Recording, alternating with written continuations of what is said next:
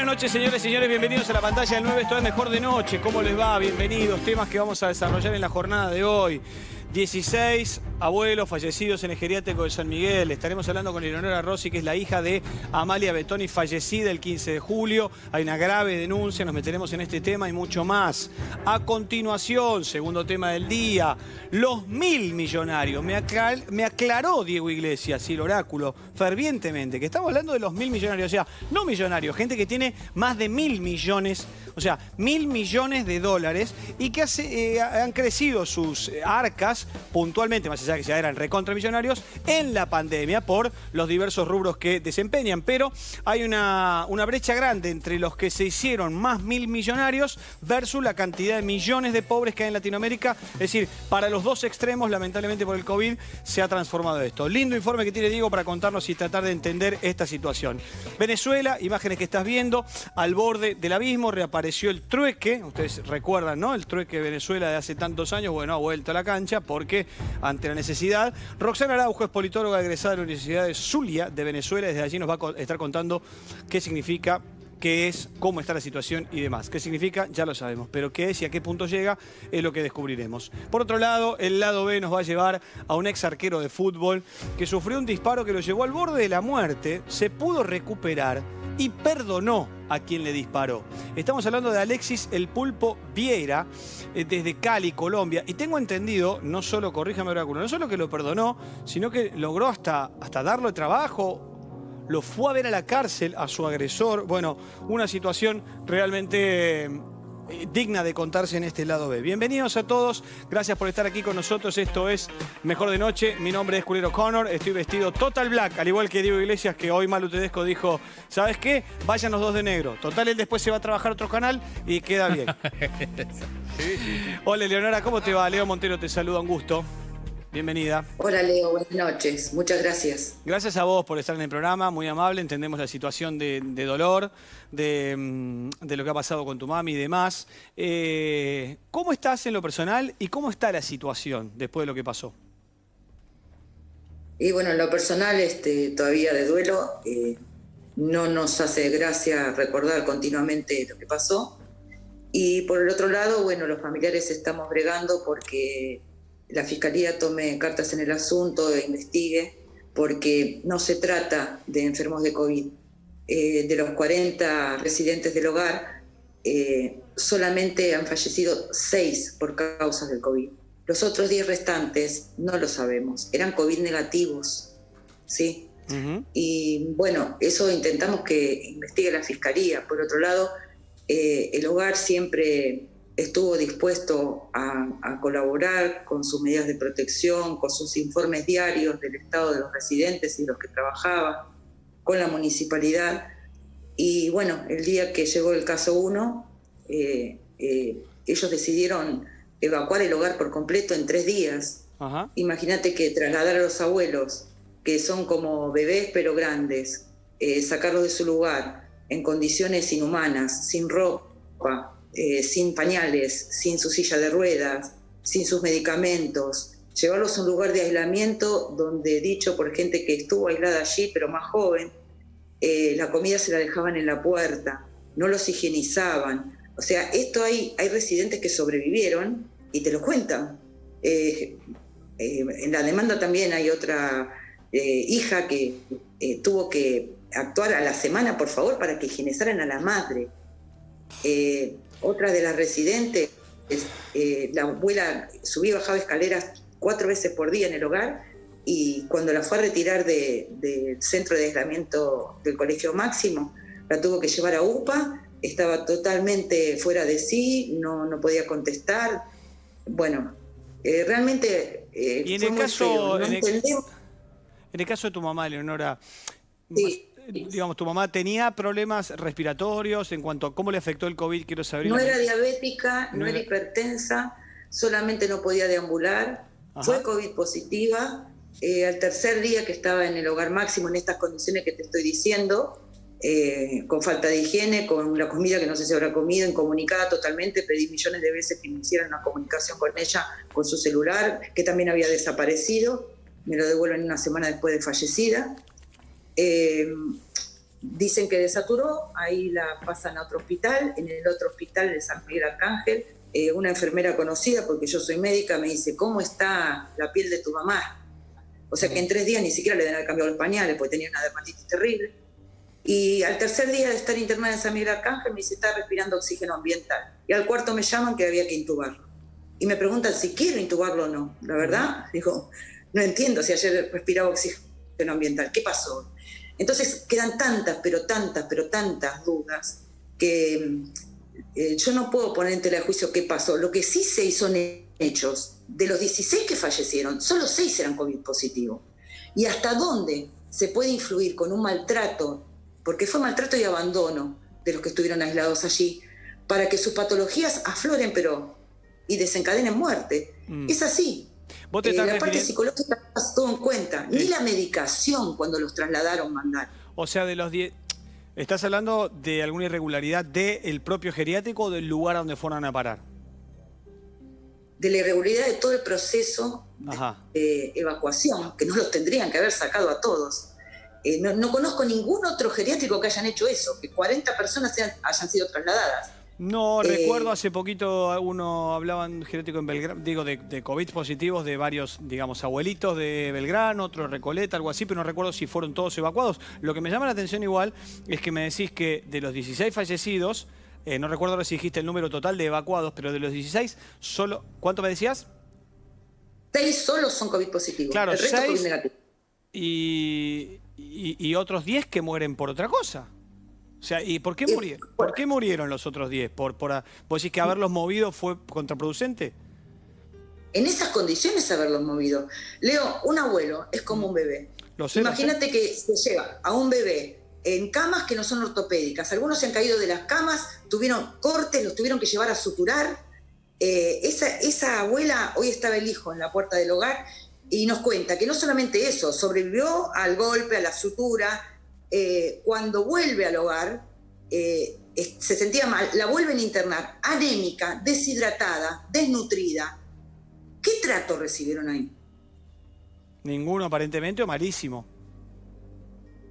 Por eso... y discúlpame, esta apreciación que yo hago, ninguno o malísimo, ¿está constatada, está chequeada, se han movido vos y otros familiares para constatar con documentos o de mala praxis? Denunciamos con la Fiscalía número 4 de San Martín. Eso. Y por eso pedimos al fiscal que actúe con celeridad para ver el grado de responsabilidad de todos los que actuaron en este traslado. Imagínate que todo el proceso del traslado lo hizo Tránsito de la Municipalidad de San Miguel. No hubo nunca un médico presente en el hogar viendo a los pacientes uno por uno, a ver quién había que trasladar, quién no, en condiciones con un frío terrible, con saquitos finitos. O sea, es impensable, no entiendo el por qué, sin ningún tipo de comunicación, porque cuando toman el hogar y se hacen cargo, a toda la gente que trabajaba ante el hogar, la hisopan y le dicen a tu casa 14 días, pero después al 8º día, telefónicamente le dicen tenés que reabrir. Ni siquiera esperaron que pasaran los 14 días. Escúchame, Leonora, no lo entiendo. Sí, una locura. 2 cosas te quiero preguntar. ¿Es verdad que tenían, esto que decís de la ropa finita, solo una mudita de ropa? Y es verdad también que les dejaban la comida como diciendo, ustedes agárrensela a pobres abuelos que no podían caminar. ¿Esto es de verdad? Lo llevaron con la ropa puesta. Yo para conseguir ropa de mi mamá tuve que esperar 24 horas, exigírsela, y de muy mal modo, que estaba el secretario de salud en la puerta en ese momento, me dijo, entrá y sacala. Le dije, no voy a entrar así. Me puse todo el equipo de protección que tenía en el auto, porque soy médica y lo tenía, y entré. Y, oh sorpresa, me lo encuentro al lado mío, al lado del placar de mi vieja, con ropa de calle. Y así salió después. Y es verdad que dejaban la comida en la puerta en el Colegio Máximo, porque hay gente del hogar que fue aislada en el Colegio Máximo, gente joven, que lo puede certificar. ¿Vos iniciaste alguna demanda personal por la muerte de tu madre? Sí. No, por la muerte de mi madre, solamente no, por todo el proceso irregular de evacuación. Solicité el protocolo, el plan de contingencia. Nunca me lo dieron. Eso fue el sábado 5 cuando hicieron una reunión en el municipio, porque no existía. 5 familiares hicimos la demanda. Bien. ¿Pudiste hablar con tu mamá antes de morir? Cuando estuvo en el aislamiento en el máximo, no, y cuando pasó al San Miguel Arcángel por una enfermera que yo conocía de otro hospital donde yo trabajé, con su teléfono me hizo una videollamada. Y fue la última vez que la vi. Oh. ¿Qué edad tenía tu mamá? 83. Y como médica soy consciente que está bien, una mujer mayor, tuvo COVID positivo, pero no merecía el trato deshumanizado, casi, mira, Sí. ni a un animal tratado. Sí. Y tampoco, por supuesto, pero sentís que fue una muerte horrible para la vida que tuvo por 83 años, o sea, fue un final doloroso en una situación horrible, mundial, por supuesto, pero como que te duele más la desidia para con su final. Exacto, yo leo, estuve a cargo de un hospital y te digo, lo que me siento peor es que por tantas personas traté de gestionar lo que necesitaba en ese momento, que digo, qué inhumano, ¿cómo no vas a bañar a alguien? Victoria, que tiene a la abuela ahí, la sacó porque le dijo a la médica, si no te traigo un juez, y la sacó con la misma bombacha con la que le internó, con un olor nauseabundo, y encima, dicho por la psiquiatra particular de ella cuando la ve, que estaba súper medicada, que la abuela no necesitaba eso. Esa mujer subía y bajaba escaleras 4 veces por día, con 93 años. O sea, la edad no tiene nada que ver con el estado con que vos llegues a esa edad. Escúchame, Leonora, ¿qué es lo más lindo que te dejó Amalia, tu mamá? ¿Te acordás ahora de algún consejo puntual, de alguna enseñanza puntual? Sí, lo que siempre me quejé de ella, de su carácter. Y creo que yo lo tengo, porque si no, no estaría hablando con vos. Y ella quería ser médica, siempre le gustó, así que fue otro mandato que cumplí. Y terminaste siendo médica por ella como mandato, pero digamos, te gusta, no es que fue una obligación. Sí. No, me gusta. ¿Ella tenía carácter fuerte? Muy fuerte. Muy fuerte. Así como te estamos viendo caliente ahora, vos pidiendo justicia, ¿era tu mamá? Sí, por ahí buscaba que lo hiciera, pero era dura, era muy dura. Escúchame, ¿pudiste hablar con otros familiares? Me dijiste que sí, que hicieron la denuncia, pero hablar, recordarlos, honrarlos a los otros abuelitos que han muerto. ¿Hablaste con otras hijas y hijos? Estamos en contacto continuamente. Es muy triste. Leda, por ejemplo, ha perdido el hermano de 49 años, si bien tenía sus 2 patologías. Mariano es COVID negativo, 2 veces lo hisoparon.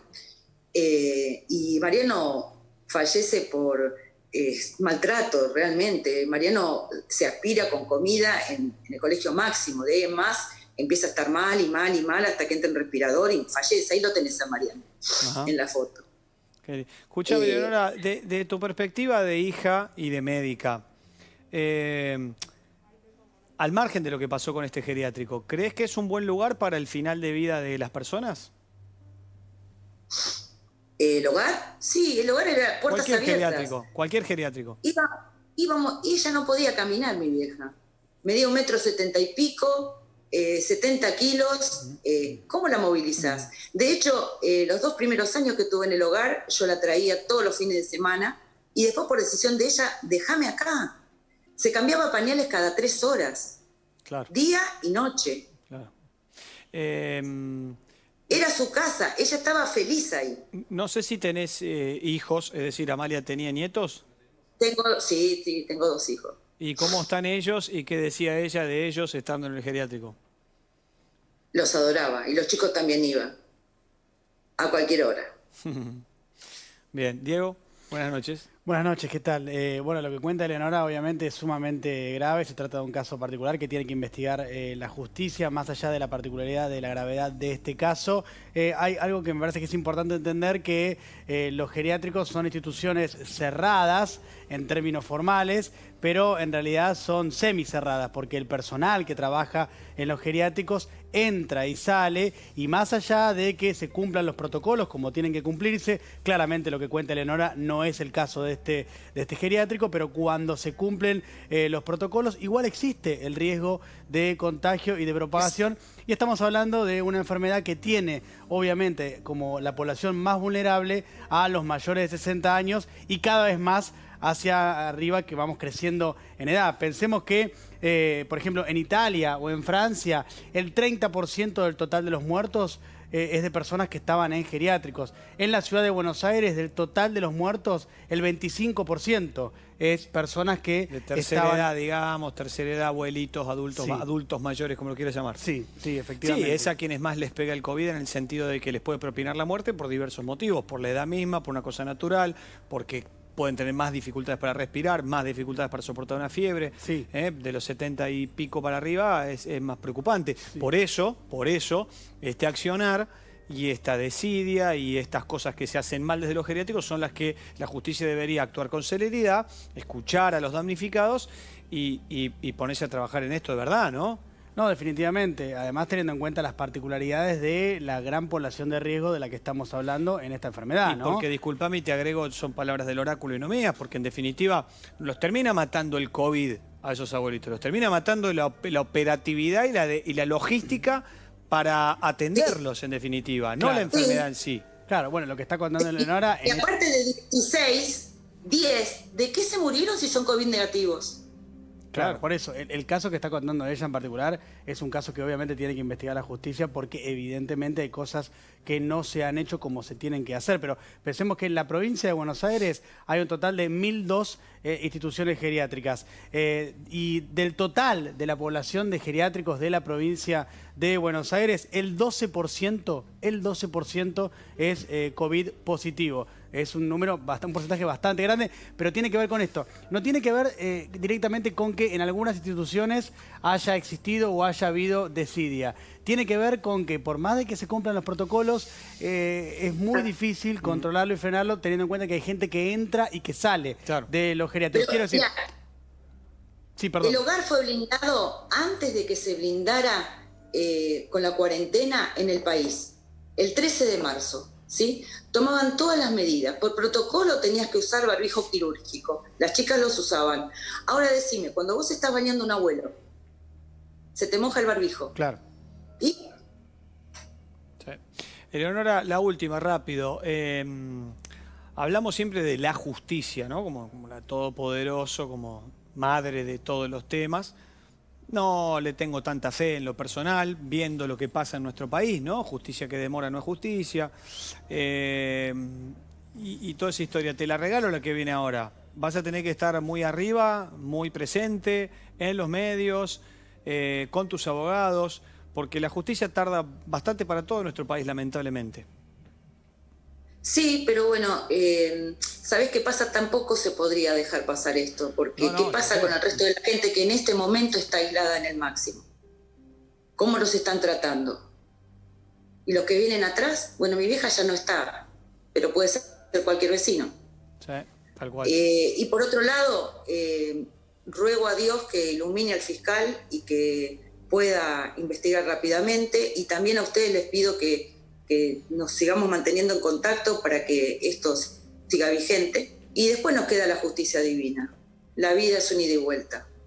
Sí, eso es correcto. Yo hablo porque, viste, hablamos mucho de la justicia. La justicia para con los episodios de inseguridad, el jubilado, el chico que mataron a drogué. Nosotros pedimos justicia permanente con fiscales y todo por los pobres perritos, animalitos y demás. Ahora estamos pidiendo justicia por todos estos, en tu caso, tu mamá o un montón de abuelitos muertos en geriátrico. Vivimos pidiendo justicia a la justicia y siento por ustedes, por mucha gente, por padres que he entrevistado acá, que dicen, sí, a mi hija la violaron y la mataron hace 5 años, 7 años, 14 años y no tengo respuesta. Entonces, ahí es donde uno se empieza a preguntar, ¿a quién le estamos hablando? ¿Quién es la justicia? ¿Son personas como nosotros? ¿Es gente que siente? ¿Gente que hace?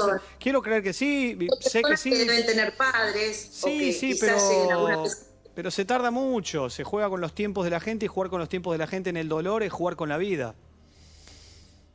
Están jugando con la vida ahora y jugaron con la vida ya. Por eso te digo. Así que hay que tratar de que no jueguen más con la vida de la gente. Gracias, Eleonora. Te mando un beso enorme, muy amable. Gracias a vos, Leo. Beso gigante. Gracias. Beso gigante. Bien, todo dicho. 1.000 millonarios es el titular. O sea, gente que tenía millones, pero ahora en la pandemia aumentó algunos otros miles y ya conforma parte de una especie de club. Claro. Y mientras tanto hay un montón de millones de personas que están en situación de pobreza en los países. ¿Tiene la culpa la gente que hizo dinero con su empresa que los pobres? No, directamente no. Los gobiernos tendrán cada estado de Latinoamérica su culpa o no para poder paliar la pobreza de su gente, ¿correcto? Pero los datos son como, ¿no? Para meternos en esa cosa. Un sistema capitalista que hace dinero, que bla, bla, bla, bla. Pero contame de qué se trata el informe de los 1.000 millonarios. Es interesante pensarlo así. Primero, cuando hablamos de 1.000 millonarios, como bien vos dijiste, Leo, son aquellos que tienen más de 1.000 millones de dólares. Forman parte de los supermillonarios del un bebé planeta. Samsung, sí. Gente como bebé. No me gusta que hablen de mi plata, avísenme, me hubieran avisado. Sí, Acabamos de empezar. Por favor. Sí. Ahora vamos a poner nuestra también. La fortuna de bebé está entre las principales de la Plata es Argentina. nuestra también. Bien. Vamos a tener que contarlo eso después. Pensemos que Latinoamérica es el continente más desigual del planeta. Dentro de esa desigualdad, pensemos brevemente en estos datos. 140 millones de personas, el 55% de la población económicamente activa de Latinoamérica, está en situación de informalidad. Es un montón de gente y pensemos que los cálculos aproximados para cuando termine la pandemia, se espera que en Latinoamérica haya 55 millones de pobres. Es una barbaridad, por supuesto, es algo muy doloroso. Ahora, ¿cuánto había antes de la pandemia? Primer número que te cago. ¿Cómo? ¿Cuánto había antes de la pandemia? Está en torno a los 40 millones aproximadamente. O sea, hay un 15 millones de nuevos pobres integrando la pobreza de Latinoamérica. En toda Latinoamérica. Por culpa del COVID y la situación económica. Exactamente. Bien. Sí, exactamente. Es el cálculo aproximado. Ahora, Oxfam, que es una organización no gubernamental, ahí está, bien Dieguito, que estudia justamente estas cuestiones, sacó un informe que es muy interesante, que es el siguiente.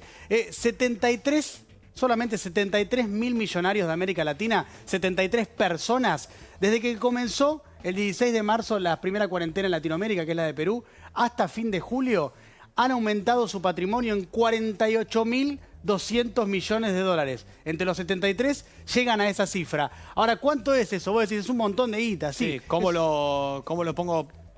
¿Con qué lo comparo para tener una idea? Con esto. Exacto, con el préstamo que el FMI le dio a la Argentina, el último, el que solicitó el gobierno de Mauricio Macri, que asciende a los 57.000 millones de dólares para toda la Argentina, para tratar de paliar la situación que en ese momento tenía. Lo que estos 73 tipos juntaron en 4 meses... Es casi lo que nos prestó el FMI. Exactamente. Bien, exactamente. Correcto. Estamos cerca, 48, 57, perfecto. Pero para que sean personas y no el FMI, es un montón. Sí. Bien. Por eso te digo.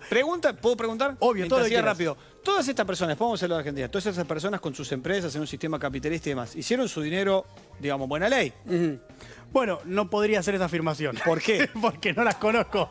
No las conozco a las 73. A ver. Lo que te puedo decir... Te doy ejemplos boludos que leí, por eso estoy inquietante con el tema. No, lo que te digo es... El chabón que es el dueño, creador de Amazon. A ver, ¿Tiene la culpa de ganar tantos millones? No. De contratar gente, nadie tiene la culpa. cobran los impuestos, todo. Digo, ¿ese tipo hizo las cosas con los gobiernos de turno de todo el mundo?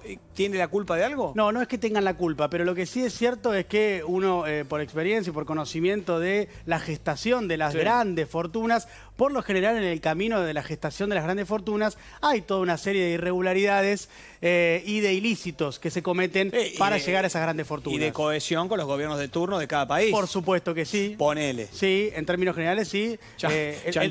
Un chanchullito más, chanchullito menos, pero bueno. Y además es cierto que el poder económico tiene un poder de presión bastante grande. ¿Con qué te doy? Un ejemplo muy concreto. Cuando se quieren cobrar, por ejemplo, vos querés hacer una reforma tributaria. Esa reforma tributaria la querés hacer de manera progresiva. Que los que más tienen más paguen, que los que menos tienen menos paguen. Bueno, es muy difícil a veces ejecutar. En Estados Unidos que es al revés. Claro, pero eso es muy difícil de ejecutar. A los que más ganan, menos les cobran. ¿En Estados Unidos? Sí. Claro. Bueno, pero el problema es que es muy difícil por el poder de presión que tienen a veces cobrar equitativamente o no equitativamente, en relación a lo que uno gana, ¿no? Esto para contestar tu pregunta. Inquietud. Desde marzo de 2020 hasta ahora ha surgido un nuevo millonario cada 2 semanas. Es decir, una persona que en Latinoamérica ha empezado a tener más de 1.000 millones de dólares. O sea, tenemos 2 chabones por mes en Latinoamérica. Sí. 2 chabones por mes que tienen en la pandemia solamente. Exactamente. Clavaron 1.000 millones más. Sí, sí. Por lo que fuera. Por lo que fuera. ¿Por qué no Algunos- podemos ser nosotros? ¿Por qué no? Por Hay ahí tipos está. que por él le fue bien porque son empresas de medicamentos, otro tendrá de petróleo, el otro no sé qué, no sé qué. ¿No? Un locutor. ¿Es así? Bien, perfecto. Es así, un locutor. Sí, obviamente. De los... Cosalo y ser. No, mentira. De los Sigamos. 42 mil millonarios de Brasil, Sí. en estos 3 meses y medio pasaban a ganar de 123 mil millones de dólares a 157 mil Correcto. millones de dólares entre estos 42 sujetos. Veamos qué pasó en Argentina. ¿Qué pasó en Argentina? De 8.800 millones de dólares, los mil millonarios de Argentina A 11, pasaron a tener 11.200 11.200 millones Poco de menos dólares. de 3.000 millones más. ¿Entre cuántos? Porque acá me dijiste 42.000 y en las Argentinas. Entre aproximadamente 10 personas en Argentina. Entre 10 personas. Sí, aproximadamente. Sí. Y bien, ¿lo sabés todo? ¿Los querés decir? Lo que tengo para compartir con vos es El cuáles top- son los 5... El top 5, el top 5. Claro, El top las 5 five, mayores el top five fortunas. no falla. Sí, sí. La gente le encanta el top five. Es así, las 5 mayores fortunas de la Argentina, que no necesariamente son los mismos 5 que forman parte de estos que han crecido de esta manera su patrimonio. Ay, ¿quiénes van a ser? Pero les va son bien. 10, son Claro. 10. Te metas en el top 5. Claro. ¿Qué va a ser uno nuevo? Claro. Puesto número 1. Puesto número 1. Alejandro Bulgeroni es el número 1, el millonario más rico de la Argentina, el hombre más rico de la Argentina. Tiene una fortuna personal de 5.400 millones de dólares. Esperá, esta fortuna. Ahora me lo cambiaron. Ahí está, arriba. El de. Estos 5.400 es la fortuna total, no lo que ganó en la pandemia. No, es la fortuna total. Total. Es la fortuna total que marca Pero el también ranking. ganó en la pandemia, digamos. Sí, ¿Y qué hace Bulgeroni? petroleras Ok, correcto. tienen. ¿Bien, bien? Sí. Marcos Galperín. ¿Cómo le pifiamos, bebé? No, eso está claro. No, pará. Te lo dije hace muchos Pará, años. hace La muchos conclusión años. es clara que sí. Este me habló de vaca muerta hace muchos No, años. claro, Bola. claro. Vamos al 2. Marcos Galperín, Sí. el dueño de varias empresas digitales. 4.200 millones de dólares es su fortuna personal. ¿Galperín es Mercado Libre? Sí, Sí. efectivamente. Bien. Sí. Sí. ¿Solo Mercado Libre tiene? No, tiene varias empresas derivadas de Mercado Libre, Ok. Mercado Pago también, por ejemplo. Ok. Paolo Roca, 3.400 millones de dólares, Oh. el dueño de Techin, ¿no? Claro, correcto.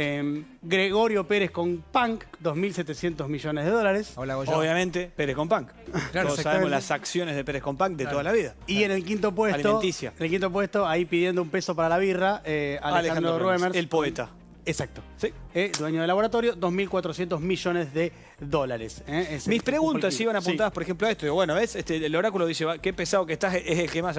Digo, no, pará. Ruemer, laboratorio, medicamento, es 2 más 2. Es obvio que si alguien tiene una empresa de medicamentos y estamos con una pandemia donde la gente va a comprar más paracetamol, intuyo que le va muy bien. Sí, al que Es mejor como le fue... quien tiene lavandinas o los dueños de Netflix. Sí, Le casualmente... han ido bien en esta situación de cuarentena, a eso me refiero. Al que mejor le fue de todos es a Marcos Galperín porque, obviamente, el e-commerce creció de una manera Mercado Libre. extraordinaria en estos meses, lógicamente porque Terrible. fruto de las restricciones, lo que ya se venía dando hace varios años, que es pasar a que la gente utilice el e-commerce, bueno, lo está haciendo de una manera mucho más masiva, fruto de las Y restricciones. lo contó Dipache acá, nos dijo el 62 o 65% que había aumentado o que compramos todo a través de Y sí, online. es cierto, claro. Y sí, efectivamente es así. Ahora, la conclusión del informe este que hablábamos recién acerca de la fortuna... Dice el oráculo que no te olvides de cerrar con esa frase mágica No, que no, tenías por para supuesto, sé qué. nunca, Ah, nunca ok. me olvido de nada. No, no, te no aviso pasa- por la duda, pues son 22.18, te tenés que ir. Me No, dejás no, acá,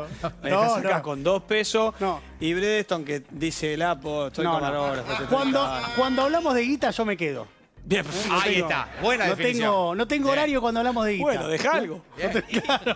Claro. La conclusión del informe que les comentábamos recién es que los gobiernos de América Latina están infragravando, según este informe, la riqueza personal. ¿Qué quiere decir eso? Que si aumentaran los impuestos a las riquezas personales de las grandes fortunas de Latinoamérica, se podrían recaudar cerca de 113.400 millones de dólares, lo que es el equivalente al 59% del gasto en salud pública de toda la región. De toda Latinoamérica, eso es lo que se gasta, que equivale al 59%. Pregunto si levanté punto. Por eso es que el gobierno actual quería cobrar un impuesto a la riqueza, llegar a un acuerdo con los supermillonarios, Sí. un impuesto a la riqueza por única vez Sí. a modo de ayuda Sí. para el país por el dinero generado y para ayudar lo que el gobierno no le da para ayudar con el dinero que ya dispone como Estado a la cantidad de pobreza, de falta de trabajo, de cierre Claro. de comercios que hay Sí. producto de la pandemia. Sí, es algo que se está discutiendo en todo el mundo. En Argentina hay un proyecto de ley. No que se es- aprobó. No. Nada, Ni siquiera está presentado el proyecto todavía. ¿Y en otros países de Latinoamérica también pasa lo mismo? Hay discusiones, sí. En varios países de América Latina se discuten distintos gravámenes a las fortunas personales. En estos tiempos ahora se habilitó todavía más la discusión, Escuchame, ¿no? me dijiste que había algunos que ellos mismos decían, cóbrennos un impuesto. Sí. Perdón que te cuento esto nada más, que en la Argentina el proyecto todavía no se presentó en el Congreso, pero grabaría cerca de entre 11.000 y 12.000 personas, que son las que tienen más de 200 millones de pesos. Ese sería el proyecto cuando se presentara. Zafamos, acá Ahí, zafamos. pero por poquito. Bebe Zafamos. con lo poco. justo, bebe ahí. Bebe Menos mal quedó- que dijo de 200 palos para arriba. Nosotros estamos... Sí. Los que estamos en 195 zafamos. Respiraron, ¿no? Respiraron. En un momento dije, va a decir Sí, menos sí. de 200, cagamos. Pasó cerca. Ahora que están más relajados podemos cerrar con Bien, esto. cerremos. Hay 83 mil millonarios de todo el planeta, entre ellos los dueños de Disney Company, Sí. que publicaron una carta en la que están pidiéndole por favor a los gobiernos, esto es increíble, por favor a los gobiernos que les cobren más impuestos. Literalmente, les piden a los Pero gobiernos eso es porque del no mundo- viven en Argentina. Sería muy hermoso que vivieran acá, muy bueno. pero... No queremos que nos cobren más impuestos. Estamos bien, hasta acá estamos bien. Es un chiste. Quería Pero que cobren, lo exigen, lo piden. Son ¿Y de por todo qué el mundo. motivo? Bueno, acá dicen... Porque cuando los limones es grande... Hasta el Santo de hasta el Santo de Confía. Confía, Claro, obviamente. por eso te digo. Bueno, ¿Por qué me pedís que, che, cobrame el impuesto? ¿Porque les debe sobrar? ¿Porque prefieren? ¿Por qué? mira, ¿Por qué? hay un punto que es muy interesante. O de ahí. verdad dice, che, nos parece re justo, a nosotros nos va re bien, porque los multimillonarios que es el 1% de la población, che, a nosotros nos va re bien, dice, esta gente se está cagando de hambre, ¿por qué no nos cobran un poquito más? Mirá, ¿Vos sí que dicen eso? Yo lo que te digo es, las intenciones de las personas son muy difíciles de juzgar, lo sabrás, pero lo que sí es cierto es que cuando te cobran impuestos no es lo mismo que cuando haces caridad, porque cuando haces caridad, eso después vos lo podés descontar impositivamente Sí, de otros lugares. las Por ejemplo, fundaciones, la las Fundación ONG. Diego Iglesias, ¿no? Sí, uy, donó Digo, 2 palos a la Fundación de Iglesia, es uy, un se donó a sí divino. mismo, zafa Ya, 2 palos. exactamente. En este caso es distinto porque cuando vos pagás impuestos, ya está, es una carga impositiva directa. No Sí. es como cuando vos podés descontar vía alguna triquiñuela, como por ejemplo una fundación. Igual, pedir que te cobren impuestos es raro. Sí, bueno, pero, Pedir a viva voz. pero habla bien de estos en principio. Ojalá en buena hora sea esto que te digo. Che, nosotros nos va muy bien. Hay gente que la está pasando mal. Sí. Cobren, no. Ojalá. El Sí, mundo, sí. Sería el mundo al revés por ahora. Sería hermoso. En la carta que pusieron dicen, esto que vamos a leer a continuación. Sí. A diferencia de decenas de millones de personas en todo el mundo, no tenemos que preocuparnos por perder nuestros trabajos, nuestras casas o nuestra capacidad de mantener a nuestras familias, dicen los 1.000 millonarios en esta carta abierta pidiendo que les cobren más impuestos. Qué Y bueno. agregan después, Qué leo bueno que para no cerrar, sabíamos esto. agrega para cerrar, tenemos dinero, mucho dinero. Dinero que se necesita desesperadamente y que continuará siendo necesario en los próximos años. Suban los impuestos a la gente como nosotros, inmediatamente, sustancialmente y permanentemente, dice la carta. Como dice mi amigo Guillote Coppola, somos millonarios en amigos. Y eso no tiene precio. Gracias, Diego Iglesias, por haber venido. Por favor. Vaya justamente a facturar a otro lado. Nosotros pasamos los millones a pobre Venezuela, que volvió con el trueque, que cada vez la pasa peor, que es uno de los casos de pobreza extrema y que conforma la grandísima cantidad de pobreza que hay en toda Latinoamérica, como bien describía Diego recién. Está Roxana Araujo con nosotros, que es politóloga egresada de la Universidad de Zulia, en Venezuela. ¿Cómo te va, Roxana? ¿Qué tal? Leo Montero te saluda. Hola, ¿cómo estás? Un placer. Gracias por la invitación. Muy amable. ¿Dije bien Zulia o es Zulia? Zulia. Zulia, perfecto, muy bien. Y estás en Maracaibo ahora. ¿Ha sorprendido esta situación actual de la vuelta del trueque de la gente en las calles ante la necesidad de comer, satisfacer las cosas básicas y no tener dinero? Pues sí, fue una práctica que se dio hace muchos años y que además es una práctica vieja que a nivel histórico era nuestra manera de intercambiar antes que existiera el dinero como tal, la moneda. Esta práctica nuevamente volvió al país, se agudizó con la llegada de la pandemia del COVID-19. Vivimos en una situación bastante compleja por diversos factores que cada día empeora. Sí. Este trueque se da para poder comer y cubrir necesidades totalmente básicas que ya deben estar superadas, y hemos vuelto a un retroceso que nos va a costar muchos años salir de esto y recuperar la sociedad o como vivíamos Claro. anteriormente. Igual anteriormente, Roxana, tampoco, lamentablemente Venezuela estaba mal, digamos, antes de esto. Nosotros en Argentina también tenemos nuestro problema de inflación, de dólar alto, de pobreza, de falta de trabajo. Digamos, somos países que ya estábamos mal antes de la pandemia encima. Sí, y que ahora se ha agudizado, porque no estábamos preparados ni capacitados. Aparte que ya veníamos arrastrando una hiperinflación ya más alta de América Latina, ya superamos todos los estándares, y nuestro nivel de pobreza y desnutrición, escasez y la falta de empleo en el país ha ido en aumento con la llegada de la pandemia, ya que el Estado no ha sabido responder o ha sido incapaz de accionar ante estas situaciones antes, mucho menos ahora, con la llegada de la pandemia. Roxana, la gente, ¿cuánto es un dólar oficial, ilegal, blue, como le llamen? ¿Cuánto es un dólar en Venezuela hoy? Hoy cerró la tasa, según las páginas oficiales con las que se trabaja, cerró en 269. Si hacemos una comparación con el sueldo mínimo venezolano, equivale a 2.9 dólares. Cuando se hizo el aumento en el mes de mayo, como acostumbra a ser, equivalía a 4.6 dólares. O sea, ahora, en julio, se devaluó. Es una cosa increíble. O sea, la gente ganaba... el dólar. Déjame entender esta parte. La gente, para poner un 269 bolívares, ¿sí?, es un dólar. La gente ganaba 4 dólares y medio y ahora gana un poquito menos de 3. Totalmente. ¿Y ese es el sueldo promedio de la población baja, digamos, que está en la pobreza? ¿O Sí. eso hablamos de media clase incluida? ¿De clase media, perdón? Hablamos de clase baja y media que trabaja con un horario fijo, que es lo que uno llama salario mínimo. Ahora, con las restricciones que tenemos con la pandemia, muchos jóvenes han perdido su empleo y eso aumenta la cifra de desempleo en Venezuela y eso conlleva a más hambre, a más escasez. Y llevar a prácticas quizás ilegales o un poco informales para poder conseguir el sustento diario, ya que ese sueldo que antes equivalía a 4 dólares, ahora equivale a 2.9, casi los 3. No, igual antes, hace meses, no te garantizaba comprar todos los productos de la cesta básica. Tenemos uno de los salarios menores en América Latina, el más bajo. Claro, por eso te iba a decir, ¿y para qué? De América Latina. ¿Para qué te alcanza? Pues, ¿qué haces con 3 para dólares? serte honesta, una Coca-Cola equivale a $1 o un poquito más. Más. Es decir, Nada. para una Coca-Cola de 1,5 litros o 2 litros, para colocarte un ejemplo muy básico y muy tonto. Por eso digo que hemos ido en un retroceso, porque son necesidades tan básicas como comprarte una Coca-Cola con un pan, una galleta o algo. Ya eso es imposible.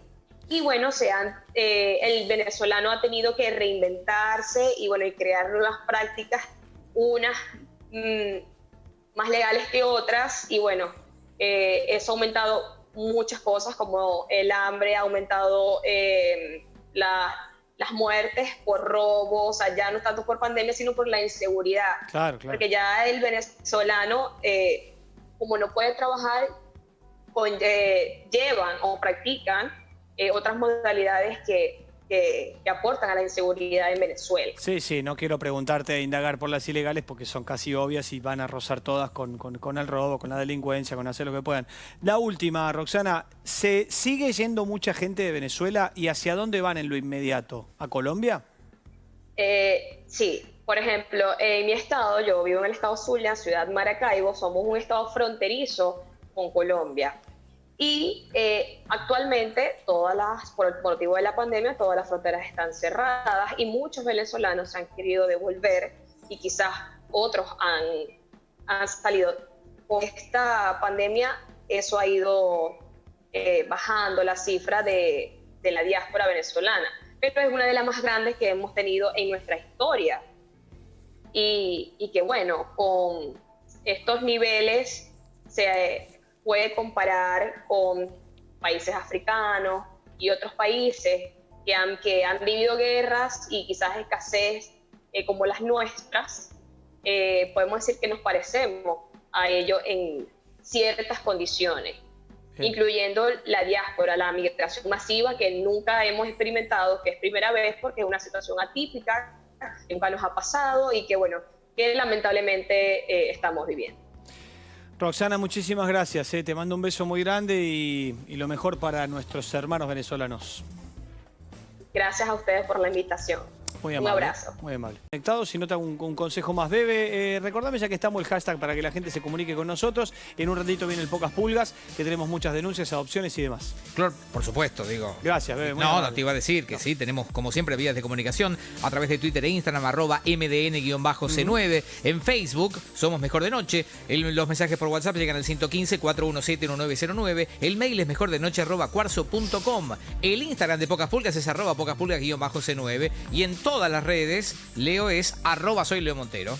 Quisiera hacer otro, pero no puedo. No podés. Podemos hacer el Pocas Pulgas rápidamente y dejar para el próximo bloque la historia. Por un lado, de este ex arquero que un disparo lo llevó al borde de la muerte, que se pudo recuperar y perdonó a quien lo había disparado, fue a visitarlo en la cárcel y demás. Es una historia fantástica que la vamos a desarrollar un ratito más con Alexis el Pulpo Viera desde Cali, Colombia, mientras recuperamos la conexión.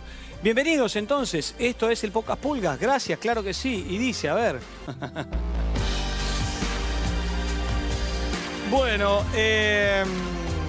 arrancamos con un tema picante que ya lo habíamos puesto hace rato, ya había sucedido. Te voy a hablar de cinchadas de caballos. Esto que estás viendo es horrible. Este es el trato que le da al caballito del TAS, al que lo hacen laburar todo el tiempo. Cuando estos atorrantes no tienen otra cosa que hacer, ¿sabes qué hacen? Juegan a las cinchadas.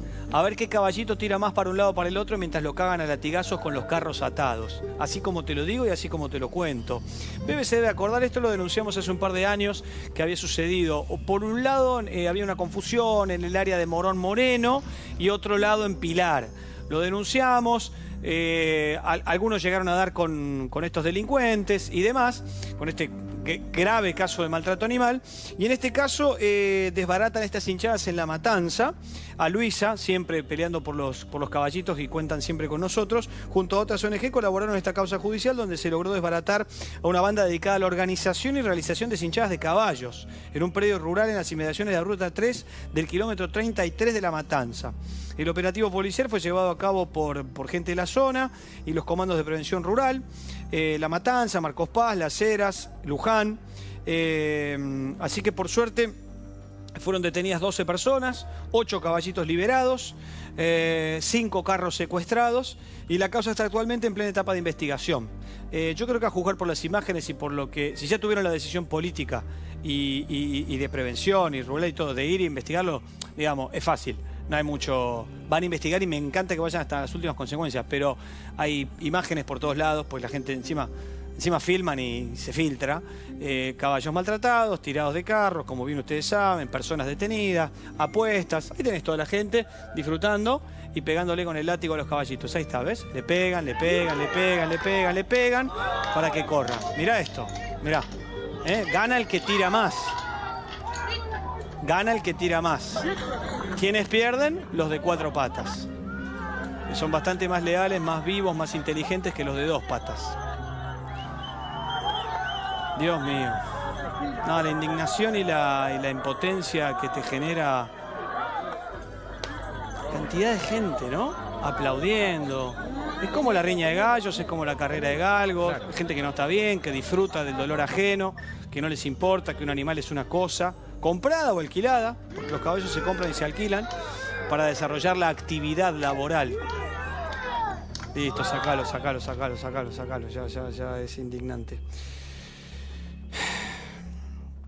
Un día habría que ser ojo por ojo. Un día habría que hacérselo a ustedes. Un día habría que atarlos a un carro. Está muy mal lo que digo, porque es meterse en la miseria que ustedes tienen. Pero un día habría que atarlos a ustedes a un carro, cagarlos bien a latigazos en el culo y hacerles doler lo que les hacen doler a los caballos. A ver si les gusta, a ver si se ríen, a ver si les parece que está bien la apuesta. Delincuentes y atorrantes. Me indigna. Bueno, Ojalá que vayan hasta el final y háganlo. Ojalá que vayan presos, porque no va nunca preso nadie. Nunca va preso nadie que maltrate a un animal. Ojalá que vayan presos de verdad. 1 año marca la ley, 1 año preso. ¿Por qué? Por maltratar a un animal. En este caso un caballo. Y encima por apuestas ilegales. Que vayan presos de una puta vez. Vamos a otro tema, por favor. Esta es la historia de Nerón, la que vamos a ver a continuación. Nerón es un pura sangre de carrera. Estaban entrenando y se fracturó, muy común en caballos jóvenes con los huesos aún débiles, lo trasladaron al centro de rescate y no le quedó más remedio que amputarle la pierna. Tiene, bueno, no sé, le quedó el muñón, es temporal, necesita una medida para no lastimarse, sale unos 100.000 pesos. Y también, bueno, estamos hablando de un caballo que también que está en un estado calamitoso, que... Mira, ya no me dan ganas ni de hacerlo, les pido 1000 disculpas, pero la verdad que seguir hablando de caballos que corren, de caballos que saltan, de caballos del hipódromo, de caballos de polo, me hinchan bien, discúlpenme, pero me hinchan bien las pelotas, realmente. Los animales no están para estar a disposición nuestra, la verdad que no están. ¿Nos acostumbramos? Pero alguien tiene que decir que no están. A mí me gusta decirlo, que no están, como mucha gente que está mirando del otro lado. Y me indigna y me pone mal como a todos ustedes. Sí, está en un ratito el lado B de Alexis. Hacemos una breve pausa y ya volvemos. Dale.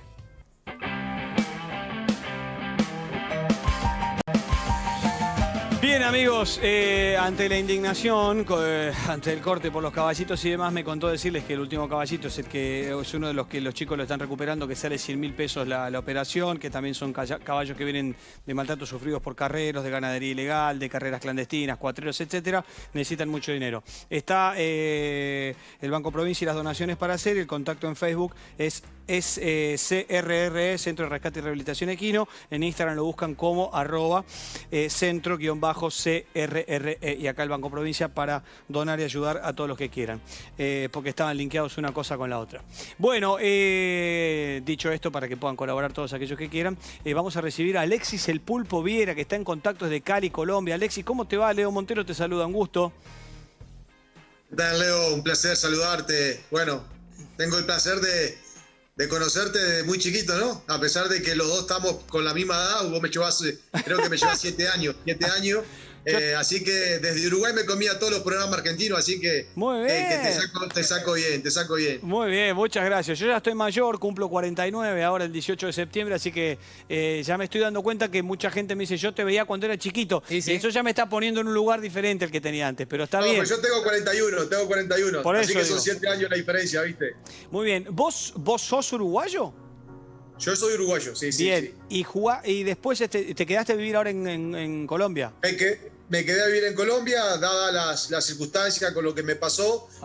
Vi más oportunidades de trabajo, a pesar que la vida me golpeó duro, me trajo una discapacidad a mi vida, pero la discapacidad está en el cuerpo, no en la mente, así que realmente vi más opciones de futuro, no solamente para mí, sino para mis hijos, acá en Colombia que en Uruguay, ¿no?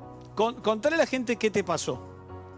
Bueno, a ver, lo vamos a poner en contexto. Yo soy jugador de fútbol, jugué en Nacional, jugué en Peñarol. En el año 2009 vine a la América de Cali y en el 2015 por sacar dinero de un banco, fui a sacar dinero porque como ya estaba casi al fin de mi carrera, con 37 años, estaba abriendo una escuela de arquero. Entonces fui a sacar dinero del banco para poder comprarme máquinas de gimnasio para que los niños puedan entrenar. Y llegando a mi casa en una moto se baja una persona y bueno, me pide el dinero y en ese robo me pegan 2 tiros, uno en el pecho y otro en la espalda, dejándome ya prácticamente del pecho para abajo sin movilidad, completamente muerto. No tenía movilidad, no tenía sensibilidad y bueno, pero lo importante es que a pesar de todo lo que pasó, que fue muy feo, pero podemos contar la historia que hoy no todo el mundo la puede contar. Ya que poderla contar para mí ya es un milagro, ¿no? ¿Y aún hoy estás en ese estado de inmovilidad o un poco podés moverte con muletas? ¿Cómo te manejas?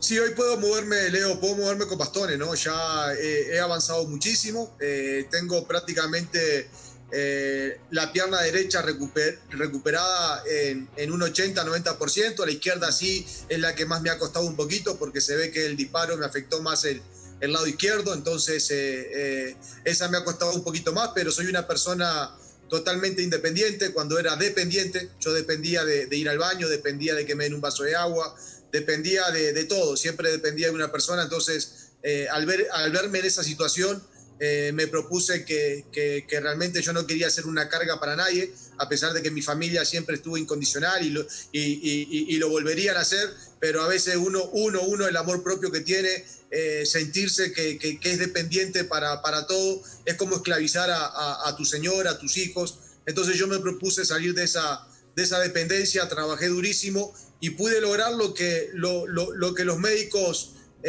nunca creyeron, porque para la ciencia yo me iba a quedar en una silla de rueda por el daño que hizo el proyectil. Según la ciencia yo tenía, en realidad tengo el daño en la médula casi al 100%, entonces para ellos era imposible volver a caminar. Y bueno, pudimos vencer todo eso con mucha fuerza de voluntad, con mucho amor propio, con mucha paciencia, perseverancia. Pudimos lograr ser independiente. Hoy viajo solo. A pesar de que me manejo con bastones, soy una persona totalmente independiente y eso ya es algo que uno le da un mejor estilo de vida, que es lo más importante. Me arrebataste una parte de la pregunta que tenía a mano, porque justamente una de ellas era cuánto había influido, o sea, qué habían dicho los médicos, me lo acabas de contar, y cuánto había influido tu espíritu, tu voluntad, tu cabeza de deportista, de élite, de saber, de superarse, bla, bla, bla. Evidentemente, si tuvieras que poner un porcentaje, muy breve a lo que ya contaste, es un porcentaje alto lo que te hizo recuperar toda la movilidad en tus piernas con respecto a la manera de encarar la vida que siempre tuviste como deportista. Sí, Leo, totalmente. Mirá, nosotros los deportistas constantemente estamos venciéndonos a nosotros mismos, superándonos constantemente para poder rendir dentro de la cancha de fútbol y hacer las cosas bien. Entonces el fútbol te da muchas herramientas, no solamente el fútbol, la vida te da herramientas constantemente. Entonces cuando yo quedé en esta situación de discapacidad, empecé a mirar atrás, cuáles son las herramientas que tengo para vencer esta adversidad, porque en mi vida yo vencí desde chiquito, vencí el asma, vencí en mi carrera deportiva, vencí 4 operaciones de rodilla, me rompí 2 veces los cruzados, me rompí 2 veces los meniscos y siempre pude superarme. Entonces todo eso me dio una fortaleza que cuando caí en esta situación, claro, empecé a mirar para atrás y el fútbol me enseñó muchísimo, me dio muchas herramientas para poder vencerme a mí mismo y lograr que lo imposible se haga posible, ¿no? Claro. Alexis, me queda muy poco tiempo, lamentablemente. Me gustaría disfrutar más de la charla, pero contame y contale a la gente en un minuto cómo es esto de que perdonaste a tu agresor, a quien conociste, no sé si en la cárcel o lo conociste y te enteraste antes y fuiste a verlo después. En un minuto, por favor. Sí, voy a ser breve. Bueno, todo esto fue a través de un periodista que me dijo si yo estaba dispuesto a ir a la cárcel a perdonarlo. Yo le dije que sí. Y bueno, él pudo concretar esa visita. Y cuando yo fui a la cárcel me encontré con esa persona que me disparó. Y bueno, yo tenía 2 opciones. O me llenaba de odio, de rencor, de resentimiento, y eso me iba a envenenar a mí mismo y tarde o temprano me iba a volver una persona mala. Porque cuando una persona tiene odio, rencor, en algún momento tenés que explotar y eso lo explotás a las personas que están a tu lado que no tienen la culpa. Entonces yo tomé la otra opción de limpiar mi corazón porque realmente eso me hizo enfocarme en las cosas importantes, no estar enfocado en ese momento, en tener ojo por ojo, diente por diente. No, limpié mi corazón y eso me hizo superarme y eso me hizo tener un potencial. Y es como despertar un gigante que tenemos dormido y me hizo sacar todo el potencial que tenía para las cosas importantes. Y sin buscarlo me terminé volviendo un ejemplo para miles de personas. Entonces, para que la gente pueda conocer un poquito más la historia, Leo, los invito a que miren la historia en Netflix, que ponen a Alexis Viera, una historia de superación. Y ahí seguramente se van a dar cuenta un poquito más de la vida. Te la recomiendo, es muy bonita, te llega mucho al corazón porque en realidad... es lo que nosotros dejamos, ¿no? Hay que dejar una huella en la vida, hay que dejar un camino. La voy a ver hoy mismo. Alexis, sos un fenómeno, te deseo lo mejor de lo mejor y gracias por haber estado en el programa. Leo, Un placer, mi hermano. Chao, la verdad brother. que me alegra mucho conocerte. Bueno, en persona no, pero a través de lo virtual. En algún momento voy a viajar a Argentina y te voy a conocer personalmente. Sin duda, pero no lo dudes. Nos conectamos acá con los chicos de producción y nos juntamos y nos vemos. Te mando un abrazo enorme, loco, de verdad, de todo corazón. Muchas gracias. Perdón, Viviana, perdón, canal, perdón todo. Nos vamos, chao. Nos pasamos 2 minutitos. Hasta mañana.